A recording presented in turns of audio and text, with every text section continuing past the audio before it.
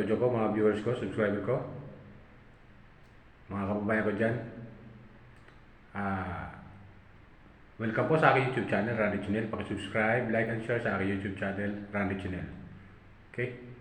So, tuloy po tayo. Batiin ko kayo ng magandang umaga, magandang tanghali, magandang gabi sa inyo lahat. Saan mang panay kayo ng mundo naroon, lalo-lalo yung mga OFW natin dyan sa abroad, welcome po sa aking YouTube channel. Okay? So, tuloy tayo. Itong upload ko ay patungkol tuloy sa kong upload video ni Kalinga Prab doon sa Danjoy, yung part 3 nila. Alam mo mga viewers ko, subscriber ko, ito ang sinasabi ko eh. Kaya pala ito si Kalingap Dan ay ginawang dahilan na na umalis sa Dandit Love Team. Dahil pala talaga may gusto pala tayo sa kay Joy. At ang gusto niyo makakasama talaga, makatamba, maka-love team ay si Joy talaga. What? Diba? Kita-kita eh. At so, yun, napaamin siya doon sa prank ng papa niya, ni Kuya Brooks. Na ito pala si Kalingap Dan ay gusto-gusto talaga niya si Joy. Kung tawagin pa nga niya, special someone eh. Wow. Diba? Special someone. So, ganun ka, si Dan kay Joy. Talagang, crush niya talaga si Joy. Gusto niya talaga.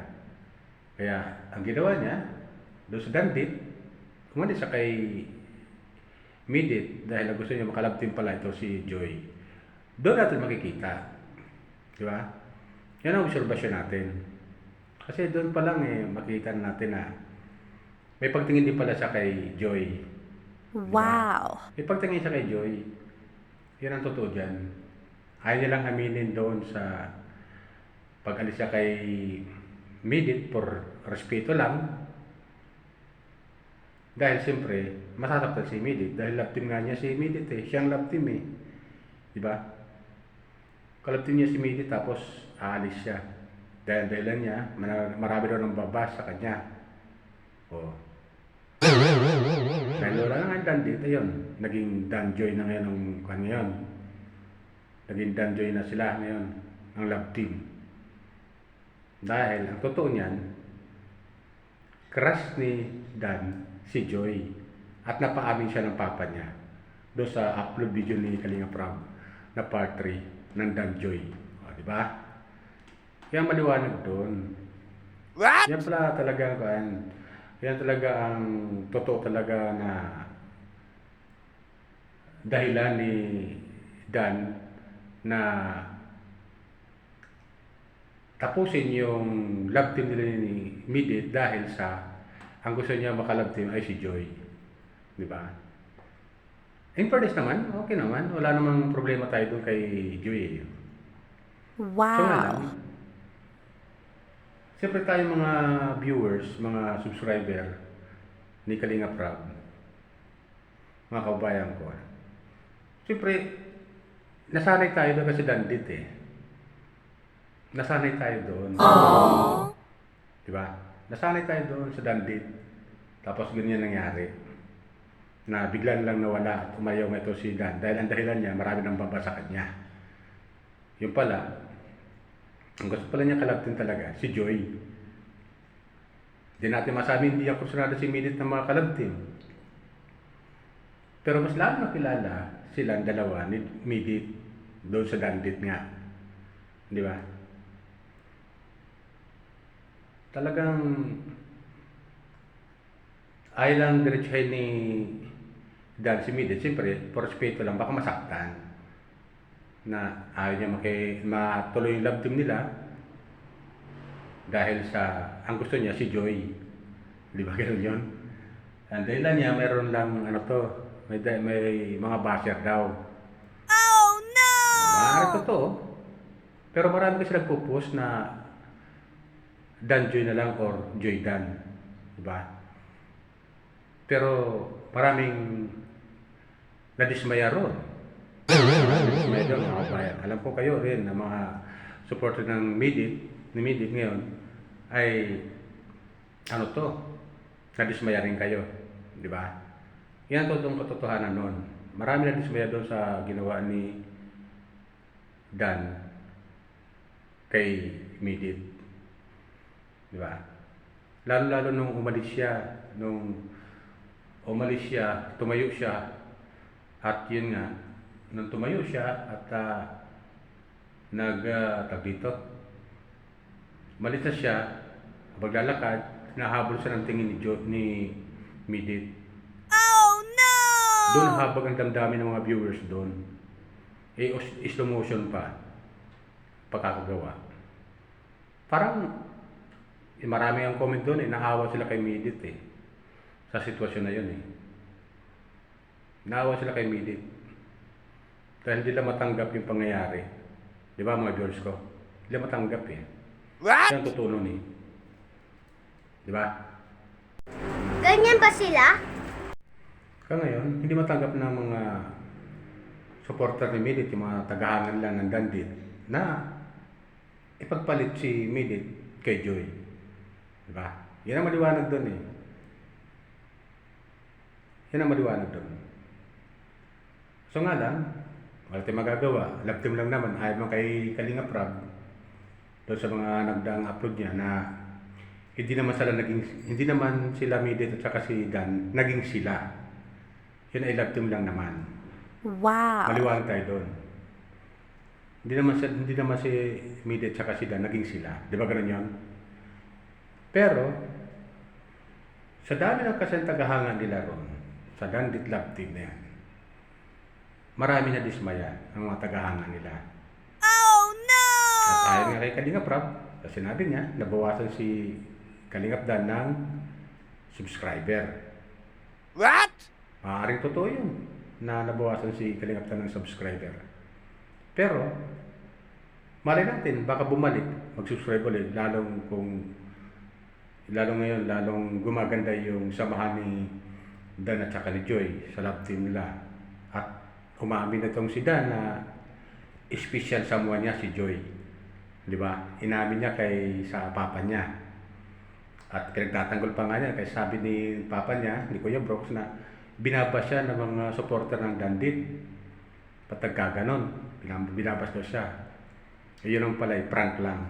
Kunyari ganun siya kay Joy. Pero totoo niyan, hindi pala. Dahil prank lang pala.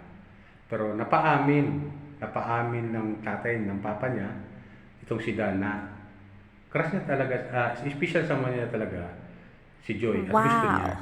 O, di ba? Maliwanag yan Gusto niya si Joy.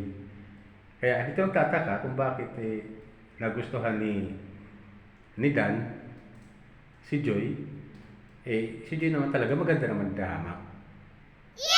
Maganda naman. At